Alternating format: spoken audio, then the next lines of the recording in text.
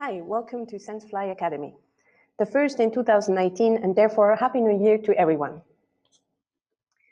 My name is Andrea, I'm the training manager at senseFly, and today I have with me Matt Delano from our US team. Today's session's topic is about all the small details and tips and tricks that one easily forgets about if one hasn't been flying in a while. So that's why it's called Your Checklist Refresh 2018.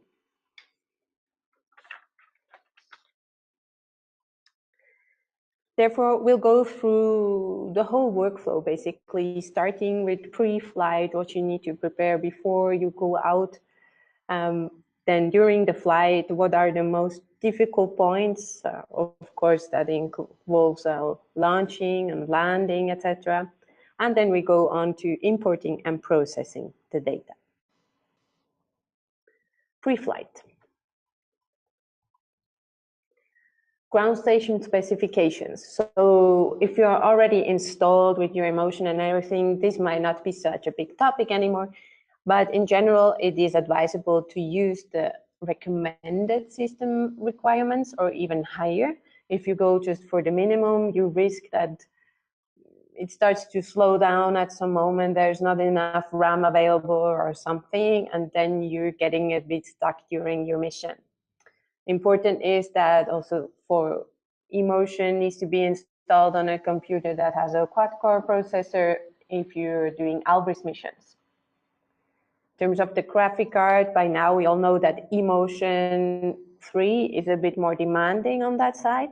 So make sure that it's set to high performance in the properties of the graphic card, and also turn off any buffering features.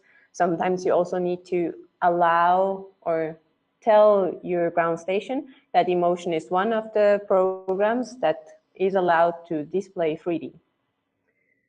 USB ports, less important for EB users since the modem doesn't take that much energy, but also there, and especially for Albris, turn off any standby/sleeping modes on the USB ports.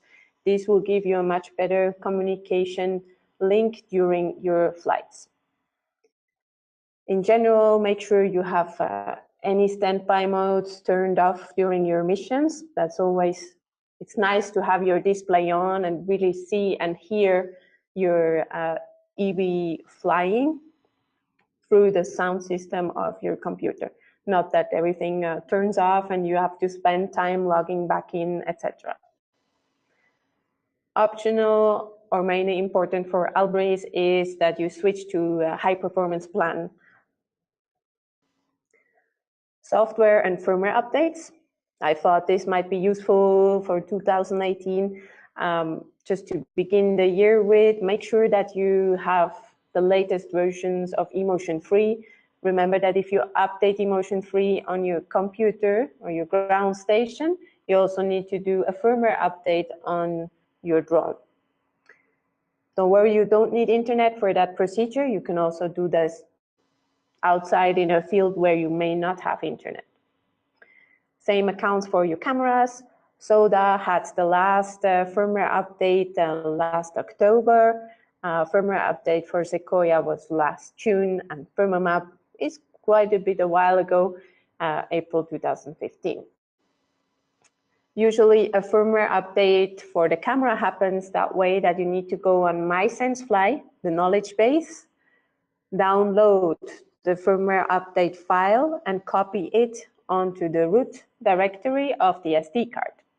After you put the SD card back in your camera and connect it to a power source or directly to your EB, in Emotion then, if you, for example, connect in the office, you will see on the right-hand side your camera's firmware version. Hi, everyone. We're going to cover batteries next. As everybody knows and is familiar with, battery care is essential to successful flight with drones. That does not exclude senseFly products, of course. So we'll start with charging. You're going to want to let the battery cool down before connecting to the charger. You may notice, especially after long flights, the battery can get quite warm after it's landed. This is normal. if you're conducting multiple flights and have a charging system in place where you're charging several batteries, you know, in a cycle for next use in the rotation, you're going to want to let the battery cool either in the shade or a climate-controlled environment, such as a structure or vehicle, depending on what you're operating out of. Remember, do not leave batteries charging unattended, and it's always recommended when charging a battery to place it in a LiPo-safe bag or container.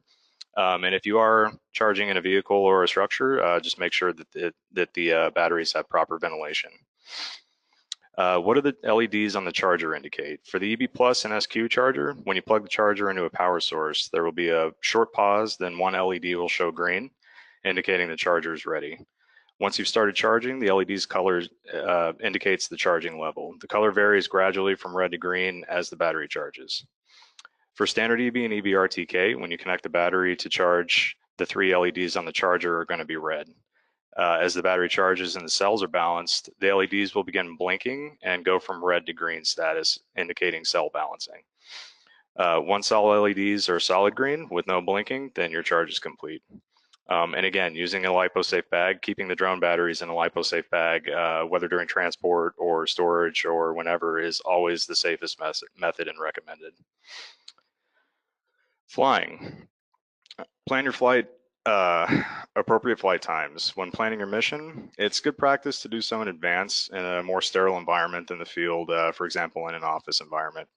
During this planning phase, you can utilize eMotion's simulator to simulate your entire mission. And doing that enables you to estimate battery percentages at various stages throughout the flight, which in turn gives you a good indication of when you should plan for telling the drone to return to home for landing and, you know, with enough percentage to safely land, and a little bit of supplemental power to sustain an aborted landing or some loitering time on the home waypoint if you need to make any adjustments for your landing. Don't over discharge the battery. This is a very important one. Over discharging the battery during the flight will result in degraded battery performance, lifetime, and eventually damage one or more of the cells. This severely, obviously, decreases the flight time and performance as well, and can lead to a battery malfunction during flight, resulting in an emergency landing. So it's dangerous to mistreat your batteries. Be sure to land your drone before the battery runs out.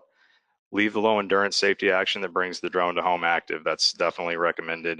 By default, that's selected in eMotion. And consider taking the drone to its landing location before the low endurance warning is actually given in eMotion, definitely. As said before, you can estimate this by utilizing the simulator. You can also minimize the number of times you allow the battery charge to drop below 20%. That's very important as well. Taking the battery below 20% can significantly reduce its lifetime. Avoid taking the battery down to 5% charge or below. This will greatly reduce the battery lifetime and reliability, and most likely it'll result in damaged cells, making flight unsafe and the battery useless.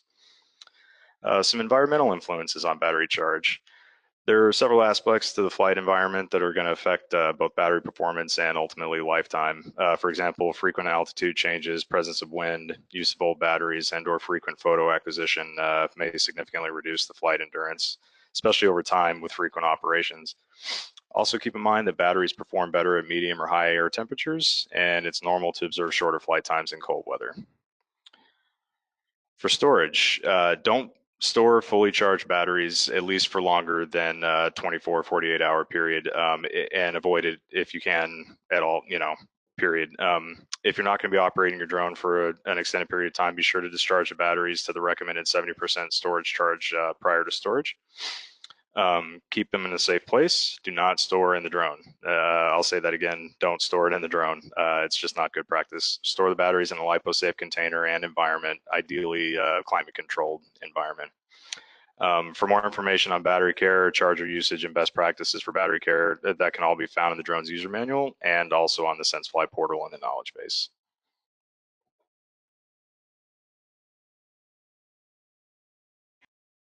eMotion flight planning in the office. So before you're taking off, it's always good to sort of have the habit and at least open eMotion, select the hardware that you're going to use for your mission. I personally like to just select really the drone and the type of cameras I'm going to use. Sometimes I would even just select one camera here and create a completely new mission for my EB with a different camera in order to avoid mix-ups during the field mission when I'm outside and I'm changing cameras on my EB. Create mission. And the very first thing to do here is, of course, check your map, check if you have a good background map selection here on the drop-down. Maybe you want to activate your air map layers to check a bit what you have around next to the place where you want to fly. And then, of course, place your working area, which you can nicely use to download your background map data. Your working area might have different parameters for downloading your map. So personally, I like to just increase this a lot for downloading enough background map data. You know probably that it will download all the area of the, like within this specified range, plus 300 meters on top, which you can change in the options of emotion, but most likely you're just gonna increase the working area radius and download enough area so that you're on the safe side once you are outside. Click on download, it will download the map, the background map that you have currently selected. So in this case would be Microsoft Hybrid, and also the elevation data, so that you have both once you're outside. We can maybe go create a little mission. So this is what I meant before. If you have multiple cameras selected, you might accidentally plan your mission for the other camera, and then you try to assign it with the EB that actually has the soda, not the Sequoia or so, and then you won't be able to assign it. Means your little check mark here, where usually a drone will turn up once you're connected, will not offer you any assignment options.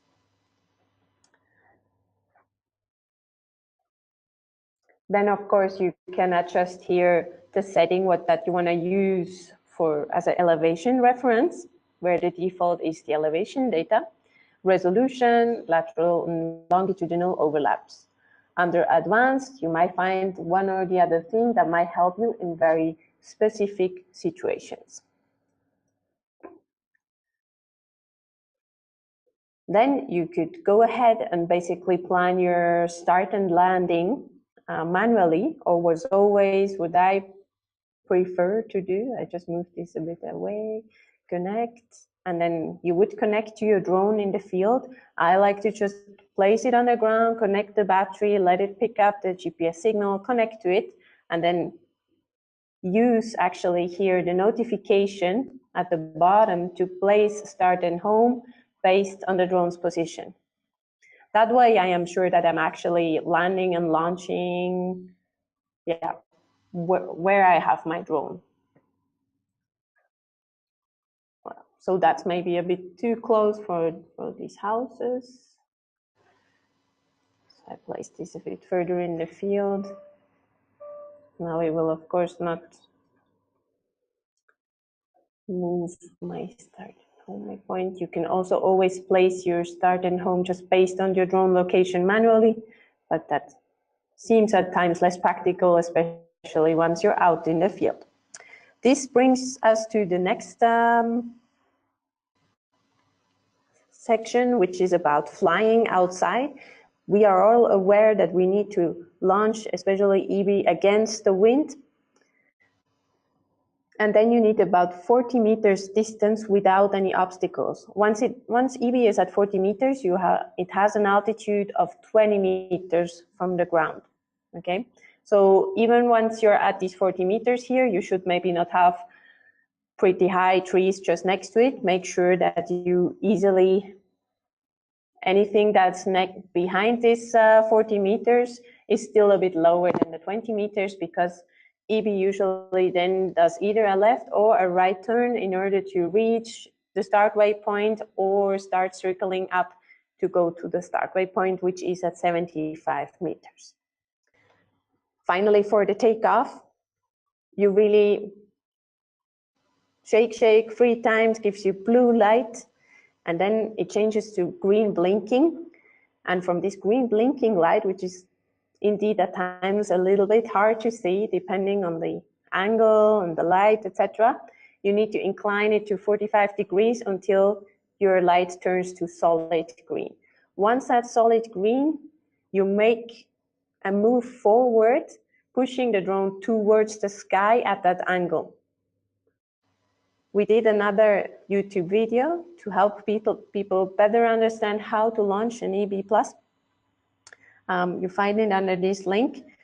And I hope it helps also when you're teaching people or want to introduce someone else or let it do it. Maybe show a video or at least demonstrate yourself once or twice so one understands better. Landing. Same, we want to be always against the wind. If you're not sure, it's always nice to use basically the wind arrow. It should always point towards the landing approach zone. If you imagine that you would have two arrows pointing against each other, then you're sure that you're gonna land against the wind. You need about 60 meters from the ground, there at 60 meters where you cannot have any obstacles at all. So what usually gives a good idea is like having a sort of a football field in length. In width, you don't need that much room, but in length, having about 60 meters or like a smaller football field available, that would be ideal. Landing with or without ground sensor. So the ground sensor, it doesn't always recognize certain surfaces. It does do a measurement based on image content. And if that image content is too homogeneous, it will not manage to do its calculation properly, and you may end up having a bit of wacky landing. So it does not work for sure over water, snow, sand, and sometimes also vegetation, like grass, equally distributed, can be a problem if it's moving in the wind especially. Also careful with landing on top of cliffs or on top of a mountain, then the drone will try to adapt to the ground that is actually lower and not, it's not a flat surface during its landing approach. Therefore, it is better to turn the sensor off, otherwise you're going to have problems during that landing. That setting you find in emotion under landing, and then again on the arrow, and again on the parameters arrow, and here is where you can turn it on or off. Post-flight. Okay. So after you've conducted your flights and you're ready with your data set that you've collected, the next step is going to be your flight data manager. So what's going to happen here is basically you're going to need to either extract the data, the imagery, and the flight logs that you've collected in flight in the field, and you can process on that computer, or you'll need to extract the data at some point and store it in a file system of your choosing, however you create, and just know how to access it later on for once you are ready to run the data through the flight data manager back in the office, perhaps.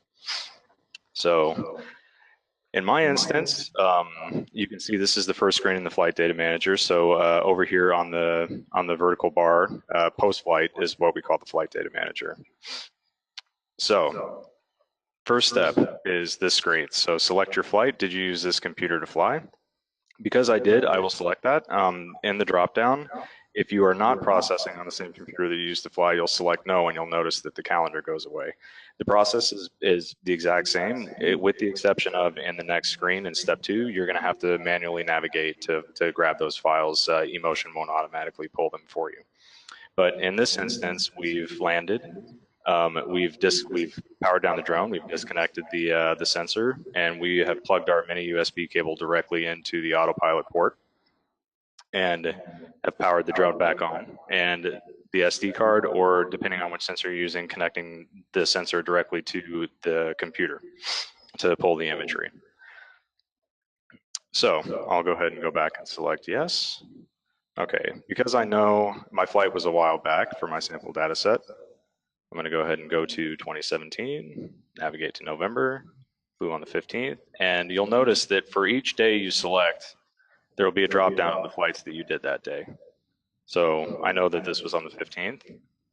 And I'll go and select the serial number, and it's got the date, the timestamp, number of images that I took, and we'll go ahead and give it a project name. So the next line below is what folder you want to create this this project folder in. So it's totally your choosing, and it completely depends on your particular filing system. But whatever you decide, you'll go ahead and browse to it and navigate there, and that'll be your selection. For name format, I prefer flight date plus project name. It helps keep things nice and tidy. But there are several options: project only, flight date plus user plus project name if you're running an operation where you have several pilots and several different systems and even several different projects going on.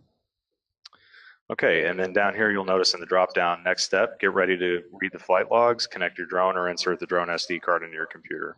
Your computer saves the flight time during the flight log during the mission. The drone carries a detailed log. So we'll see this in the next step. We'll click next. Okay. Now, because I'm not directly connected to my drone and I don't have the SD card in, I've already extracted the data and I filed it on my computer. I'm going to have to navigate to it now. You'll notice though that the eMotion flight log, the BB3 that eMotion actually creates and stores on your computer, the secondary flight log has already loaded because it recognized from the flight that I selected in the first step that was what we were going for. So now I just need to navigate to my folder. And I will select my flight log. And you'll notice BB3 numbers match on this, 0003, 0003, serial number matches and everything. You will actually, if the eMotion 3 flight log and the drone's flight log don't match, you'll get a warning indicator down where it says click next, import logs, and it'll let you know that those files don't match, so you need to figure something out. And we'll click next. Okay, so again, if I was pulling data, directly from flight and everything was plugged into my computer, then it would find this automatically. But because it's not, I'm going to have to go ahead and navigate to it.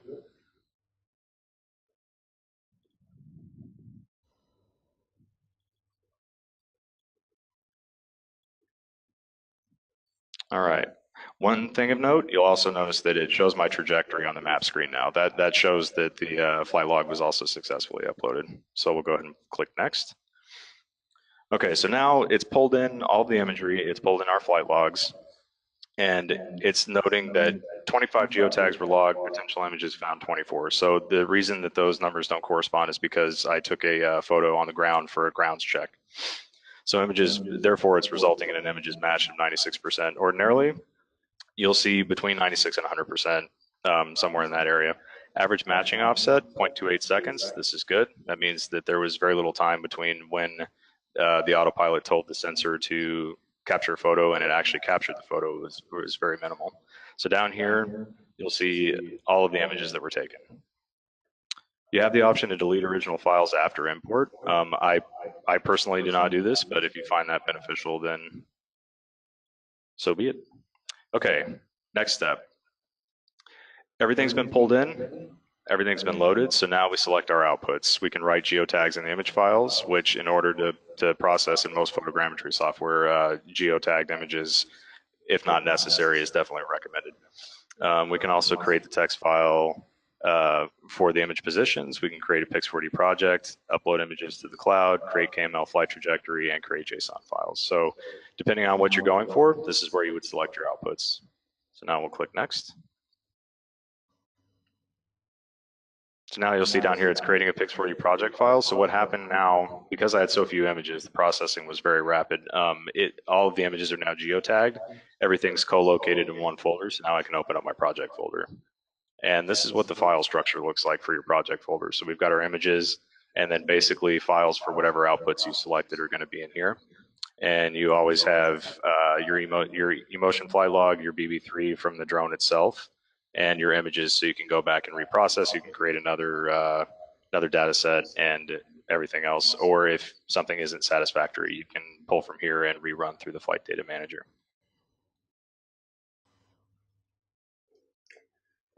So yes, the flight data manager, the next step after your flight is really, really helpful to actually just structure your data, don't lose anything, and have it all ready for the times that you are processing.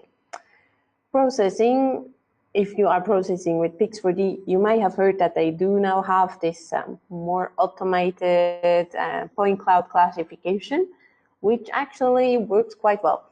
And I wanted to show you on a data set what they have recently changed. This is a data set of a little industrial zone, and it is classified. You can see that here. You have your point groups, and you also see that now they have a legend where they coloring each class. In order to see your point cloud colored by class, you need to go on your densify point cloud here, display properties, and activate show class color. Voilà. And this will give you all the different classes in their colors, and actually now it's super easy to go and correct your point cloud if something wasn't classified correctly. Then you would just turn off all the other classes or just leave the two on that have been mixed, and you use your point cloud editor that you need to activate here at the top in order to mark your points, and then just assign it to that other class where it's supposed to belong to.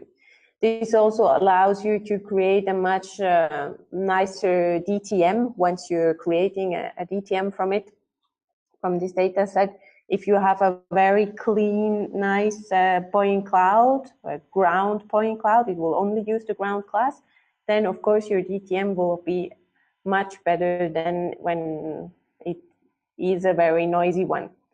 If you have data sets that have been processed before this feature, you can just click on process and say run point cloud classification. You actually don't need to rerun the whole second processing step.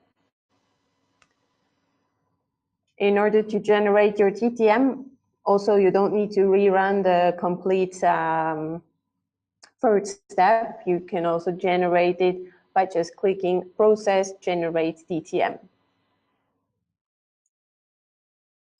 Here's some references for the batteries, how to handle your batteries, point cloud classification, etc. And with this, thank you very much for joining senseFly Academy. And yeah, hope to have you around next time again.